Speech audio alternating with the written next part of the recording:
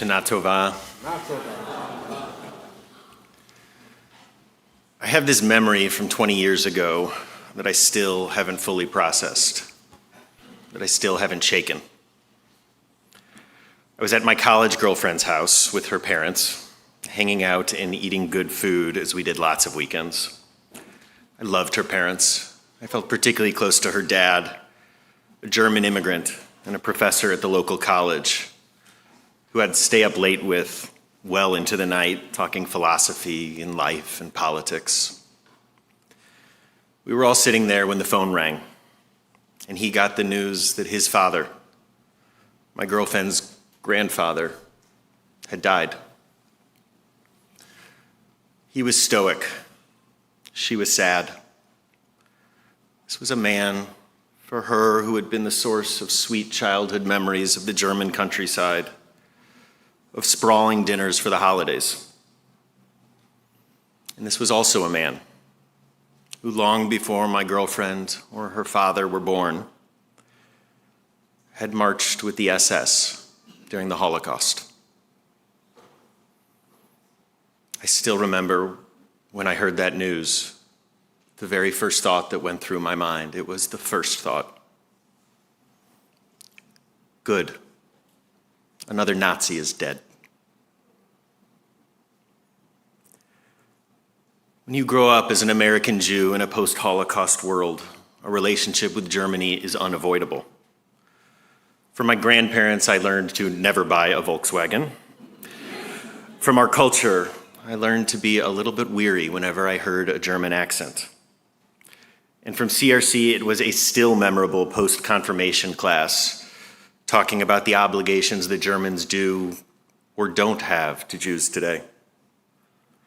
This question, what does it mean to be a Jew living in relationship with Germany and Germans in a post-Holocaust world? This question almost feels Talmudic, and that it weighs in the ways that it distills the ethics just down to its essence. What are the ways that our past, both our personal past and the past that we inherit from our ancestors, like it or not, what are the ways that our past obligates us today? This question, I really believe this is the purpose of Rosh HaShanah, of Yom Kippur, of these days of awe, to struggle with who we were so that we can become something better. This is the idea of tshuva. At its root, tshuva is classically translated as repentance, but at its root, it means to turn, to correct, to adjust. But I think to really understand this concept, we also have to understand the Hebrew word chet. Now, this is usually translated as sin, but the Jewish idea is very different from what our Christian neighbors might mean. Chet's originally an archery term for missing the mark. As in, we took a shot and we didn't hit the bullseye. We were too far left or we overshot the target altogether. My tendency in archery. Chet isn't sin so much as it's the places where we haven't been who we should have been. And just like in life sometimes, when we take stock of where we missed the mark, we also have to reckon with those places where we have left holes in the fabric of our relationships, of our communities, and within ourselves. I've been reading a remarkable book, one that was even more controversial in Germany than it was in the United States, called Learning from the Germans: Race and the Memory of Evil by Susan Neiman. She's an American Jewish philosopher who spent her whole adult life living in Germany and heading up the Einstein Forum in Potsdam. How is it? It's really amazing when you think about it. How is it that Germany went from being the epicenter of genocide that just 80 years ago murdered 6 million of our people, 1 million children? How is it that Germany went from that to today being among the last great hopes for liberal democracy left in the world? How is it that Germany, despite its failings, has been the absolute moral exemplar among the nations of the world in its response to the Syrian refugee crisis? Susan Neiman suggests that it's because of one concept, and of course, being German, this is one word. I'm going to try to say this. Verhgangenheitsaufarbeitung. It's really one word.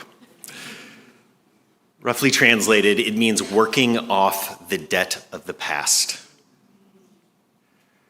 But for Germany, it is shorthand for a cultural process of reorienting their society around what we owe the world because our ancestors were Nazis.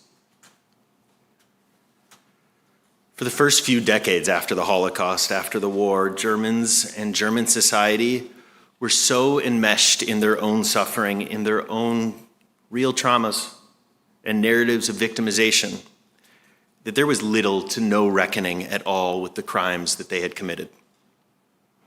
1/10 of all Germans died in the war, overwhelmingly the men of that generation. Their cities and homes were burned out and reduced to rubble. And not only did they lose, but they and their society and their whole mythological worldview became shorthand for the most criminal, the most preternaturally evil manifestation of humanity that there has ever been. In many ways, this is where the rest of Central and Eastern Europe stopped. Reams and reams of scholarship have shown just how many Poles and Austrians and Hungarians were quite willing participants in the slaughter of our people. And yet in so many of those nations, because they weren't German, they've been able to keep telling themselves comforting myths about their ancestors, rather than reckoning with the disturbing reality of their past.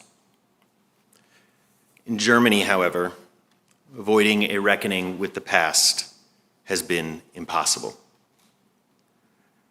Even as the perpetrators of the Holocaust became known as the silent generation for the ways that they came home broken and quiet and refusing to talk about what they had done, their children, the next generation of Germans, particularly the educated and professional children of the Nazis, they turned around and by and large, they looked at their parents with disgust. Disgust not just with what they had done, but also that Germany was so focused on its own suffering that it was ignoring the moral weight of the much greater suffering that it had caused. It was this generation that demanded verhgangenheitsaufarbeitung, demanded that German society begin working off the past. The first time I went to Germany, maybe appropriately, was a layover on my way to Israel. I graduated from college and I was going off to spend 6 months being a bum on a kibbutz. I saw that I had a long layover for an afternoon in Berlin, so I called up my dear friend, Michael Okrab, a German international student who had lived 3 doors down from me in college and who Dan Elfenbein just hung out with not so long ago in Germany. I called up Michael and I asked him if he wanted to get lunch during my layover.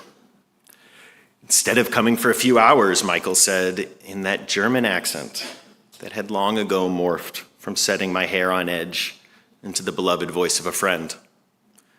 Instead of coming for a few hours, he said, "Why don't you come for a few weeks?" And so I did. Outfitted with an old-fashioned paper map that marked all of the Jewish sites in Berlin and an unlimited U-Bahn pass, I explored every single one of those Jewish star symbols on my map. I showed up at a shul for Shavuos, where, much to my surprise, not only did no one speak English, but hardly anyone spoke German. The Sidurs, the prayer books, were in Russian. That's when I learned that Germany today has 250,000 Jews, most of whom have come over from the former Soviet Union. I spent an afternoon alternately crying and feeling numb while walking through the pastoral fields of Buchenwald, marveling at the busloads of schoolchildren who were brought to concentration camps on field trips. And then there was my trip to see the memorial to the murdered Jews of Europe. It's hard to convey the scale of this memorial. It's hard to convey the geography of it. It takes up an entire city block in the center of Berlin. It sits in the shadow of the Brandenburg Gate, and it's composed of waves, of stone pillars of different heights, each roughly the footprint of a casket. I think the closest you can get to understanding it is to imagine a Washington, D.C., very different from our own, whereas the author Susan Neiman suggests the Washington Monument looms not over a grassy field, but over an unavoidable, enormous memorial to the Middle Passage, with a museum that presents the millions of Africans who were murdered and enslaved as victims of the genocidal project of building America. Like I said, a very different Washington, D.C. than our own. But the most striking memorial to the murdered Jews of Europe is the most common one. Almost everywhere you go in Germany, you look down at those ancient cobblestone streets and you see what have become known as Stolperstein, stumbling stones. They're these brass markers that they place over the cobblestones right in front of the homes where Jews lived and loved and were deported and murdered. You can't walk the streets anywhere in Germany or sit down at a cafe without stumbling over these memorials to Germany's greatest shame. In her book, Susan Neiman talks about the decision to move there with her young children, and she doesn't even need to say the unspoken part out loud. I would not have taken them to a place where they or I would be forced to live in fear, she writes. Or put slightly differently, I would not have taken them to a place where they'd be forced to walk past Hans Wehrmacht statues or flags flying swastikas. I am struck by how very Jewish this German concept of working off the past feels. Because of course, at its core, this is tshuva. This is the work that we are called to do every year during these days of awe. It is the work of acknowledging the ways that we haven't been the best version of ourselves. We haven't been the people that we could have been, that we should have been. And no matter what has happened to us, no matter the very real pains, and there are so many pains that so many of us have endured, the lesson of tshuva and the verhgangenheitsaufarbeitung, that is the last time I'm going to try to say that, I promise. The lessons is that if we really want to become that better us, if that's our goal, then focusing on our own pain and on the ways that we have been wronged is always going to be a dead end on the road to self-improvement. So this is my hope. This is my blessing for us in this new year of 5784, and my challenge for myself. That during these Yamim Noraim, these days of awe, may we do the sacred and hard work of tshuva. May we see and acknowledge and own the pain that we have caused, and not get mired in the trap of our own sufferings. May we work to become the sorts of people that we always could have been, and that we may yet become. Shana Tova. May this be a year of sweetness, of joy, and of growth for us and for the whole world.